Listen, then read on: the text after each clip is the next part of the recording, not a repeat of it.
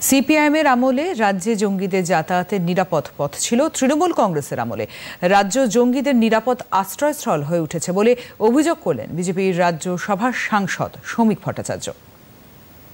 পশ্চিমবঙ্গ তৃণমূল কংগ্রেসের আমলে জঙ্গিদের একটা সেফ হোম হয়ে গেছে। সিপিআইএম এর জমানায় এটা সেফ প্যাসেজ ছিল। আমরাই একমাত্র রাজনৈতিক দল 80 দশকের প্রথম থেকে আমরা বলে এসেছি যে বিনা যুদ্ধে ভারত দখলের একটা চক্রান্ত চলেছে।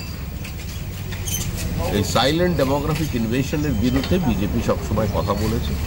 আমরা এখনো মনে করছি এই সরকার দেশের আভ্যন্তরীণ নিরাপত্তা নিয়ে খুব একটা সিরিয়াস নয়, কারণ দেশ এবং রাজ্যের আভ্যন্তরীণ নিরাপত্তার যদি রক্ষা করতে হয় এবং এই সন্ত্রাসবাদের বিরুদ্ধে যদি লড়াই করতে হয়, সেখানে কোনো রাজনৈতিক বিভাজন কিংবা ধর্মীয় বিভাজন রাখলে চলবে না। Police, central force, BSF, SSB, রাজনৈতিক ঐকমত্য এবং সর্বোপরি জনসচেতনতার মধ্যে দিয়ে এই অবস্থা চলছে।